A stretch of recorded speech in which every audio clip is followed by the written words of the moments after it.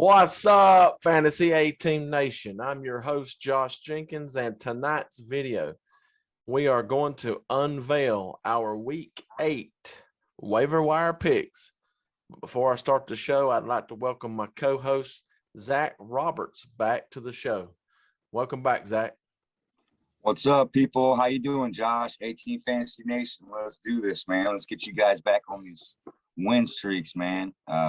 These waiver wire during these bye weeks are crucial, people. So make sure you pay attention and listen up, man. We hit on a lot of our waiver wire picks last week. So those people that listen and watch, man, I'm sure they won their matchups.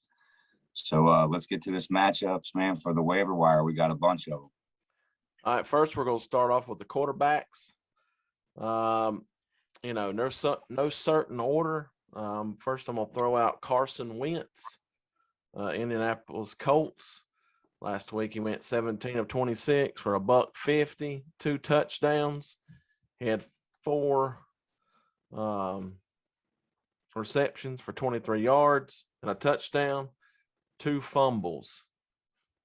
He's rostered in 24.6% of the leagues, started in 19. This week, he faces the Tennessee Titans, ranked 27th against the quarterback. What's your thoughts?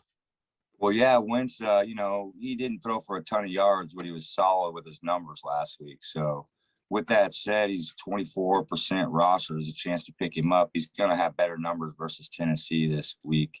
I look for him to probably throw for 250 and above, another 2 touchdowns, another solid performance this week. It's really helping that Jonathan Taylor's playing so well, and their wide receivers are starting to get healthy. So their offense is on the upswing again. So if you have them, man, those matchups are good this week. They got a good matchup versus Tennessee. Yeah, I agree as well. All right, next on the list, Daniel Jones, New York Giants. Last week, he was 23 of 33 for 203 yards, 1 touchdown. He had 8 rushes for 28 yards, 1 reception for 16 yards. Roster in just 17.9% of the leagues, started in just 6.2. This week, they face the Kansas City Chiefs, ranked 31st against the quarterback. So here's a good example of why you watch the waiver wire videos. I hate to say it, but for right now, until the Chiefs figure out their defense, you want to take this matchup every week. If you have a bye week player coming up on that week, if you can get whoever playing the Chiefs, if they're available, like for instance, this week's Daniel Jones. So if your quarterback's on bye or hurt, Daniel Jones is a good pickup, a plug and a play this week. He had a solid performance last week coming back, and I think he'll have another one this week versus my Chiefs. I hope my Chiefs can get the win. They need to bounce back, but I bet you he throws for 250 yards, 2 or 3 touchdowns this week. So Daniel Jones is a good plug and play, and he's available in most leagues.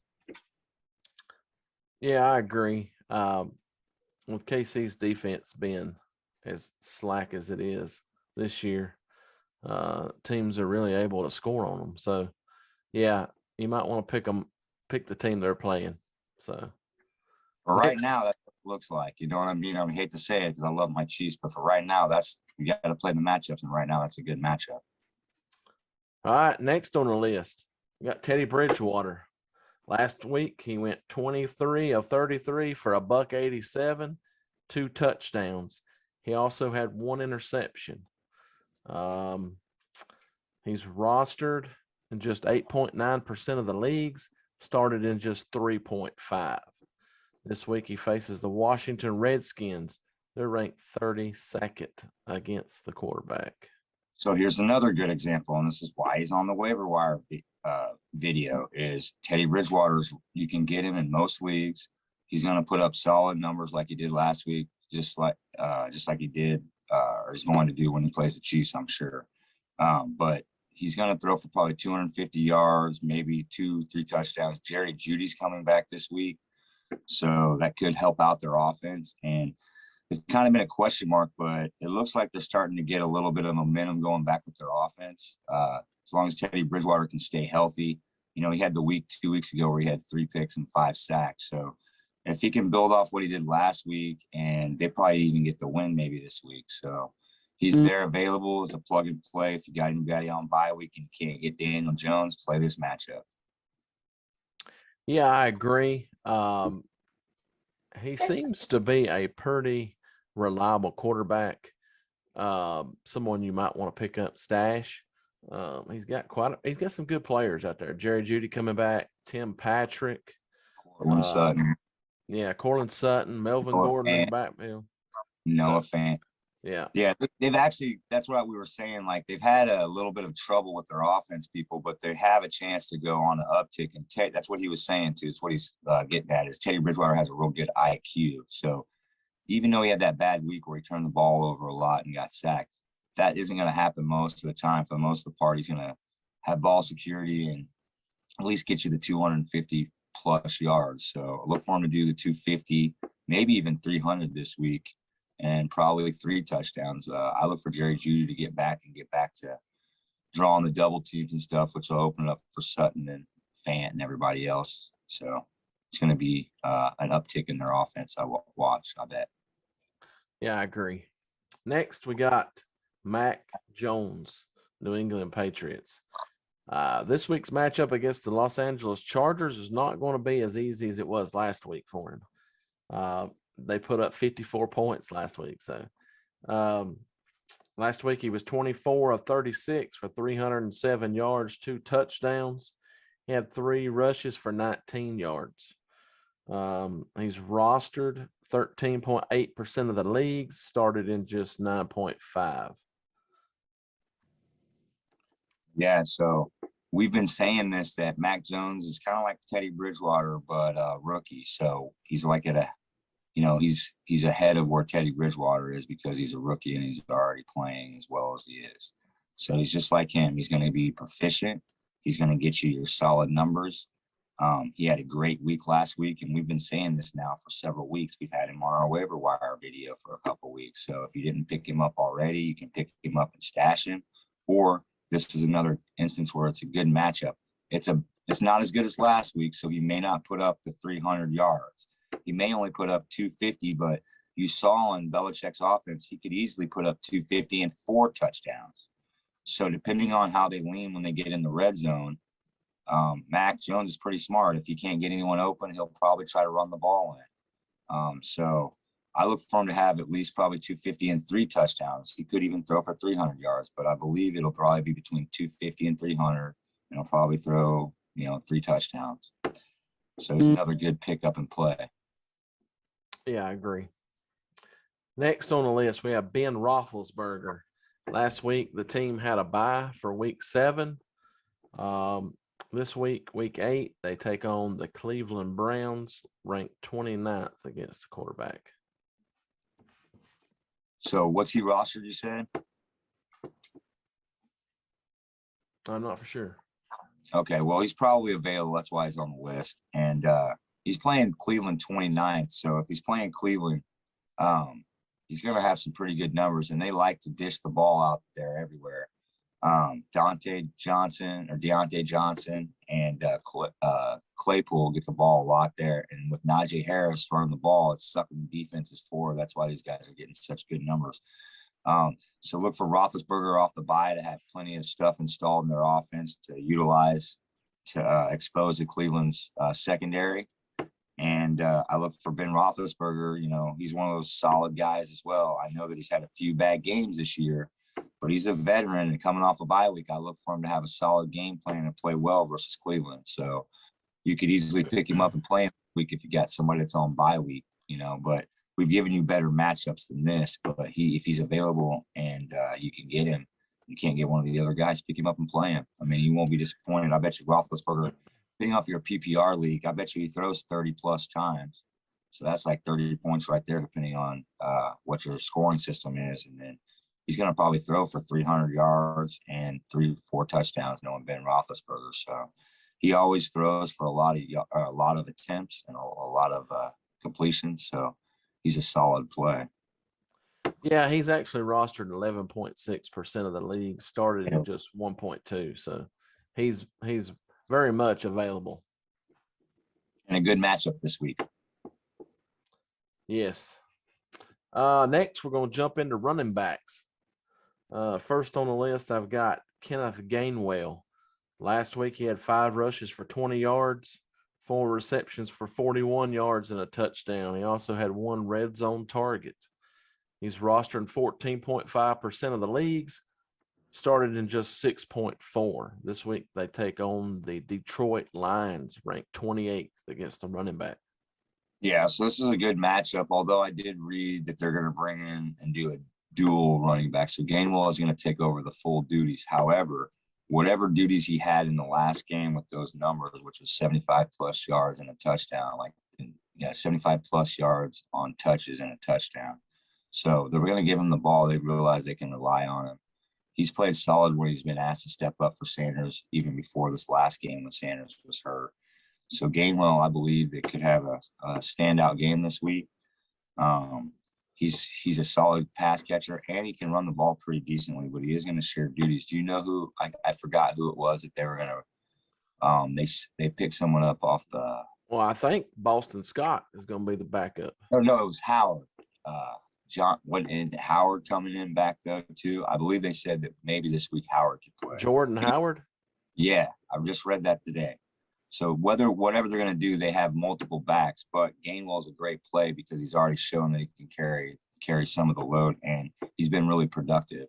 So he is going to get the ball, and I just don't know how many times. I'm going to say he'll probably get somewhere between 6 and 10 touches and probably 75-plus yards again between on the ground and receiving, which you know how it is, man. It's hard to get good running backs, and this is just one of the matchups that we like this week. Yeah, I agree. With the absence of Miles Sanders, Gainwell has been the backup anyway. So he was next in line. So yeah, he's number 1. So he's going to be the one that gets the ball the most. Anyone else they sprinkle in, like if Howard, like I said, comes back, he hasn't been installed in the offense, but he's going to take a few touches away from him. They're going to give him the ball a little bit. And then who was the other guy you said? Boston Scott. Yeah, the Scott guy. So he's going to possibly take some of the carries and do some of the blocking duties. So, but Gainwell is their number 1 guy that Miles is gone. The only problem with it is Jalen Hurts likes to run the ball so much. So it's kind of hard to know and judge how much they're actually going to run the ball through their running game. It's kind of like a Lamar Jackson situation. But again, it's a great matchup. So if you're needing one, that's one possibility you can pick up off this waiver wire. I think we have a few better matchups, but this is one of the good possibilities that we have. All right, next we got Kahlil Herbert, Chicago Bears. Last week he had 18 rushes for 100 yards, 5 receptions for 33 yards.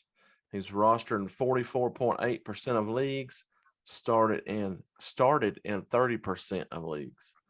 Yeah, man. He's a great pickup. Look, the way their offense is run there, especially with the Justin Fields experiment, trying to figure out how they're going to utilize him.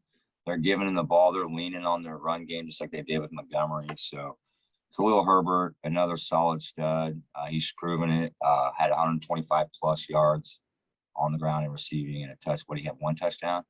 Yeah, 1 touchdown. 1 touchdown. I guarantee he puts up. No, he didn't have a touchdown. Oh, he didn't get the touchdown? Mm-mm. So I bet you he puts up 100-plus yards and gets the touchdown, maybe even 150 yards, all-purpose yards. So he's going to be the solid play this week, one of the best solid plays, I think, on this list for waiver wire running backs.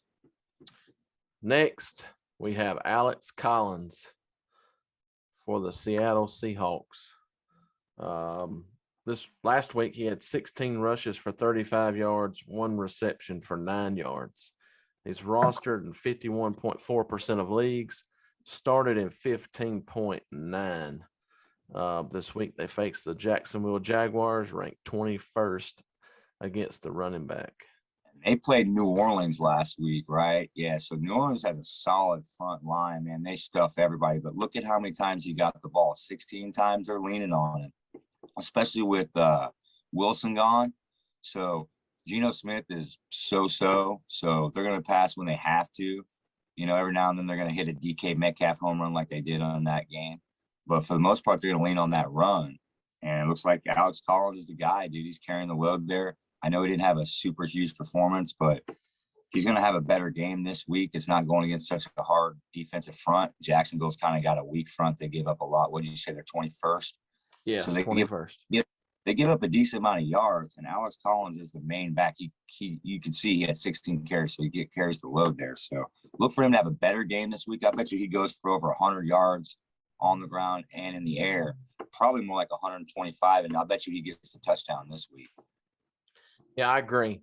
It's significantly different this week in Jacksonville versus New Orleans. I think New Orleans is they're top 5 against the run. Yep, they are. Yeah. All right, next on the list, we got Eli Mitchell, San Francisco 49ers. Last week, he had 18 rushes for $107 and 1 touchdown. He's rostered in 48.8% of leagues, started in just 33.8. This week, they faced the Chicago Bears, ranked 11th against the running back. So it's a little bit tough of a matchup because they're ranked 11th, but he's available out there, and they're going to feed him the ball. Saquon Barkley's gone. They need someone to try to suck the defense up to try to get the ball out for Daniel Jones because he's getting creamed a lot in the back. So I look for them to feed him the ball. He's a solid runner. What did you say? How many yards did he have last week? 107. So look at that. I mean, he's going to perform. They're going to give him the ball. They're hoping that they can get a repeat performance. So they're going to have him installed in the offense the same way. I look for him to put up probably another 75 plus yards and a touchdown, maybe even more. So it's a good matchup. All right, next, let's jump right into the wide receivers.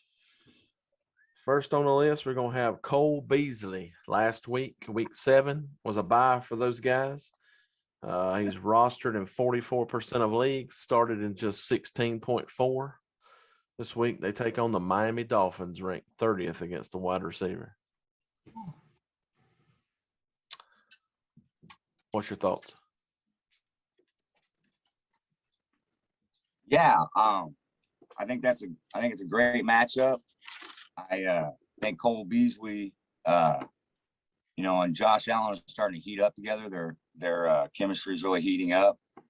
He's available to roster, and he'll probably go for 75 plus yards. And knowing Beasley, he could sneak in 2 touchdowns. He's a red zone threat. He's real sneaky in the red zone.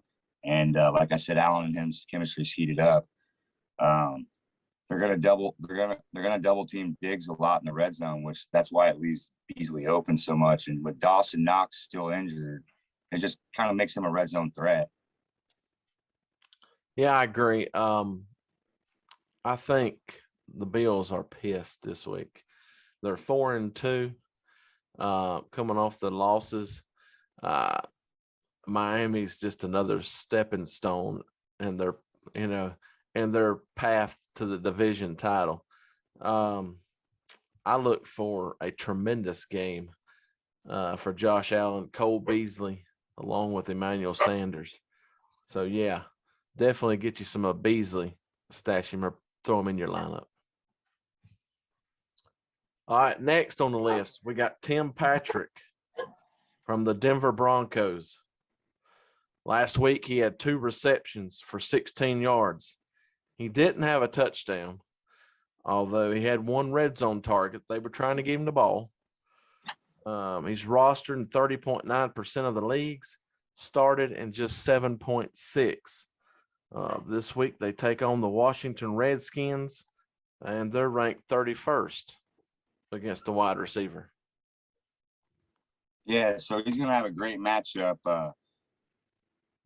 What did you say he was rostered in? 30.9. So and he gets the long ball a lot. And so I think that he's a good pickup and a great matchup this week. The chemistry between him and Bridgewater is really heating up. With the Jeudy back, they're going to draw the double team there, or Cortland Sutton, which is going to leave this guy wide open. And with the running game they have, it's pretty solid there now. So it's sucking the defenses forward. That's how this Tim Patrick's getting behind everybody and catching the ball.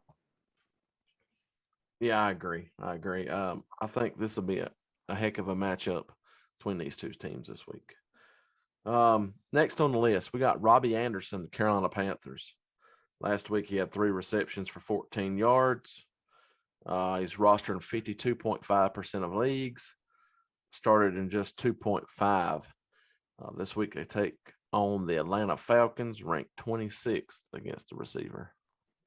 So, yeah, did they end up pulling Darnold? I know that they were talking about they're going to pull him. They did pull him for a minute, yeah. So, did they say they're going to start him this week? Yeah, he's starting. Okay, so I guarantee part of the reason why he pulled him is because, you know, they were high on Robby Anderson before the season. All of us were. And he just hasn't gotten the ball. So I don't know if that was by design or what, but I have a feeling this guy's going to be getting the ball again. He's one of their top wideouts, and he's one of their best athletes. So if you're looking at why our offense isn't performing like their performance, they kind of had a dud like the Chiefs did last week. And so with that, you know, kind of scratching your head. So they're going back to the drawing board, wondering why they're not producing. That's one reason why Anderson's not getting the ball. So I look for Anderson to get at least 8 to 10 targets this week, probably get 75 plus yards and a touchdown to try to get him back in the offense and get that offense going again. Yeah, they need to quit throwing to DJ Moore in double coverage and hitting Robby Anderson when he's wide open. I don't know what the deal is with it there in Carolina, but hopefully they'll get it fixed. Right. I don't know if it's Darnold forcing it in there, and that's why they pulled him, because he's had a lot of turnovers, like you said, forcing in a double coverage. So I don't know if he's just not seeing the other guy over top, you know, the safety waiting to make the play on the ball. You know, Darnold isn't a super tall guy, so maybe he's just not seeing that. I don't know. I'm sure they're looking at the tape now. So, yeah, look for Robby Anderson to be more installed in the offense and then try to get him going, because if he gets going, that's going to suck the defenses, you know, and make a better give them different looks from the offensive side to open up things for the other guys in the offense. So, all right, next we got KJ Osborne. Last week, week 7 was a bye for those guys. He's rostered in 3.2% of leagues, started in just 0.2% this week. They take on the Dallas Cowboys, ranked 27th against the receiver. And so, yeah, Osborne's been a happy surprise, man. He really has. He started to play really solidly. Him and Cousins are starting to get, you know, a lot of chemistry built up. And they've got Thielen and Jefferson there. So those guys are drawing a lot of the defense, which is allowing this guy to kind of, you know, go under the radar a little bit and catch a lot of balls and get a lot of yards. So I look for this guy to get 75 plus yards and a touchdown this week.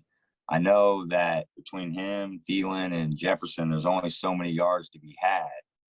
But this kid's definitely, you know, somebody you guys could pick up and play, because you play him at the wide receiver 3, depending on how your guys' league set up for the flex position. You possibly, you know, in the bye week, depending on who you have hurt or who you have on bye, he could be a pickup you could pick up and play this week. Or you could pick him up and stash him. I believe he's going to go off at some point in this season, especially if anyone was to get hurt, you know, between Jefferson and Thielen or anything like that. So, yeah, he was the hero last week against the Panthers, scored the winning touchdown in overtime to give the Vikings the win. So, like I said, you go back and watch that, who was double teamed, you know what I mean? The other guys were on lockdown during that play, and he was wide open, man. So, all right, next we got Brandon Aiyuk from the San Francisco 49ers. Last week he had 3 receptions for 14 yards, rostered in 5.7% of leagues, started in just 0.4%.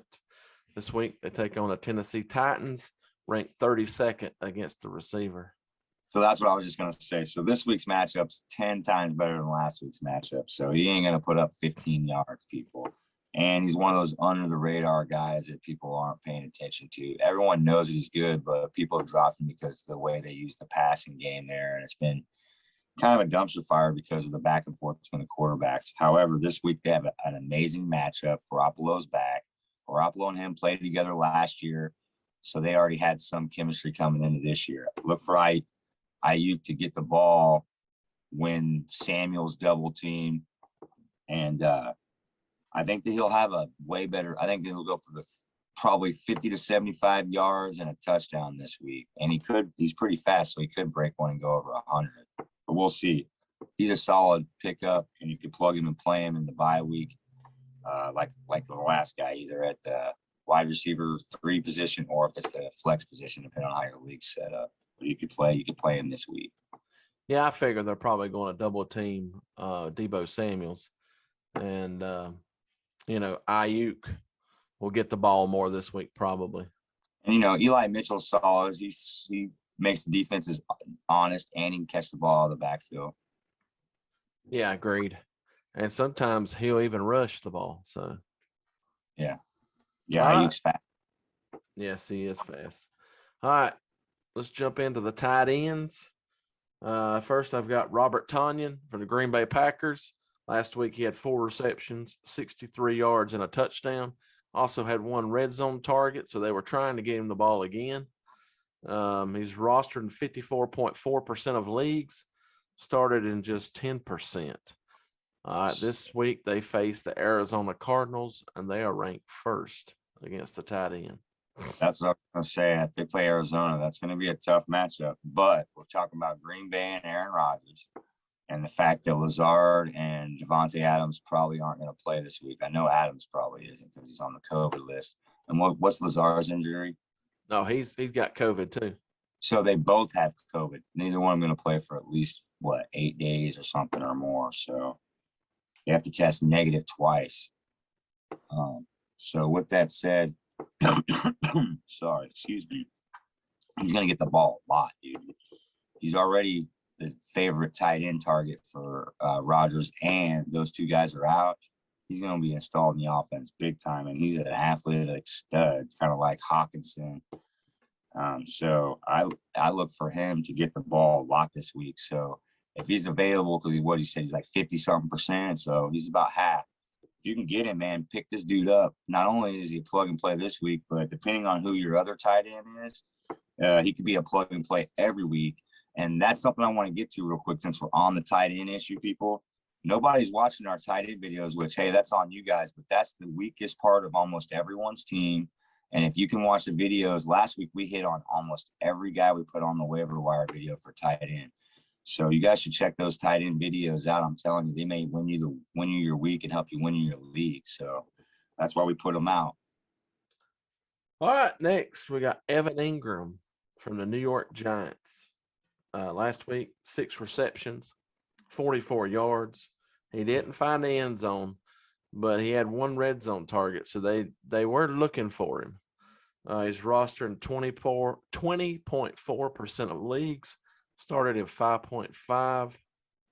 This week they faced the Kansas City Chiefs, ranked 28th against the tight end.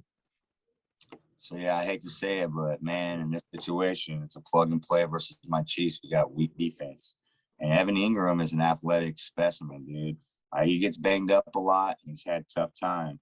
But for the most part, man, the kid's a super stud. He's going to catch the ball in the red zone. He's going to help them get their third downs. When it's third down, he's a third down threat as well. I look for Evan Engram to probably catch the ball maybe 5 to 7 times, probably 100, maybe 75 to 100 yards this week. Chiefs. Our linebacker and safety play has been pretty weak, so the middle of the field's been open a lot. I look for Evan Engram to have a game. He's been quiet kind of this season, so he could easily have the best game so far of the season versus my team, the Chiefs. So he could easily probably get that touchdown on 75 to 100 yards. So great plug and play. I don't know how good he is every week, but for instance, this week is one of his best matchups. So if you could pick him up, you could pick him up and play him. Yeah, I agree. Next, we got CJ Uzomah from the Cincinnati Bengals. Last week, he had 3 receptions for 91 yards. He did not find the end zone. He's rostered in 16.6% of leagues, started in 16.6% of leagues. This week they faced the New York Jets, ranked 25th against the tight end. So yeah, man, this is a must play this week. You can pick him up. I think it's one of the best matchups. He's an athletic stud. This Uzomah guy is. I've been watching him on the tape and the film. So the way he moves, man, he's kind of like a Kelsey or like a Kittle or something, man. The kid He gets his routes ran right. He gets open, and when he gets the ball, he has a lot of yards after catch, kind of like Kelsey. He's really coming into his own, and he's a huge red zone target threat and a big time game breaker threat. I mean, he's had 2 touchdowns over 40 yards, I believe. So he's one of Burrow's favorite targets now. They're starting to double team Jamar Chase, and he's still getting wide open. They got Higgins there. There's a lot of weapons there, but I'm telling you, this Uzomah is one of Burrow's favorite targets. And against the Jets, who's weak against the tight end versus the safeties and the linebackers, he's going to get the ball. He'll probably get a touchdown, maybe even 2, depending on how they utilize him in the red zone. So he's a great pickup and keep and play. He might even outperform your tight end for the rest of the year, whoever you've been playing. That's how good he's starting to play, people. I actually told you wrong. He did have 2 TDs in that game. Okay, I thought he did, dude, because I'm telling you, I watched part of that game because I was watching my Chiefs game, but I have Joe Burrow in one of my fantasy leagues and Jamar Chase. So, I was paying attention a lot to that game, flipping back and forth. And I'm telling you, when I've watched this Uzomah guy, because I've been having Burrow, he's solid, man. I'm telling you, I know that they don't have him listed as high, but I think at the end of the year, he could easily be listed in the top 10, if not the top 7. He's really good. All right, next on the list, we got AlieCox for the Indianapolis Colts. Last week, he had 3 receptions for 25 yards and a touchdown. He had 1 red zone target, so they were trying to find him in the end zone as well. Rostered in 9% of leagues, and he started in 9% of leagues. This week, they face the Tennessee Titans. They are ranked 5th against the tight end. So he has a tougher matchup this week versus, the 5th-ranked defense versus the tight ends. However, we mentioned Carson Wentz at the beginning of this video on the waiver wire for the quarterbacks. So AlieCox is becoming one of his favorite targets, especially in the red zone. So if that continues the way it is, he's another great play this week. Even though it's a tough matchup, but you could pick him up because he's only 9% roster. You could pick this guy up, keep him, and when your tight end has a bad matchup or is on actual bye, if he's not on bye this week, you just want to play this guy. So that's what these videos are for, man, for you guys to either plan ahead a week or 2 so you can pick these people up, or if you have injuries or bye weeks or someone's underperforming, pick these people up and play them, man. And these tight end videos are crucial. Not very many people are watching them. I'm telling you, these are the players that help you win your weeks and help you win your leagues, because most people are weak at tight end, and we're trying to help you get the best matchup every week. So, all right, guys, that concludes our Week 8 waiver wire picks. If you like these videos, hit that like button, hit that subscribe button as well. If you have any questions, drop them down below or hit us up on our Twitter page at FantasyAteam1. We're here to help you guys out as much as possible week to week so you can win your matchups. And remember, friends, don't let friends auto draft.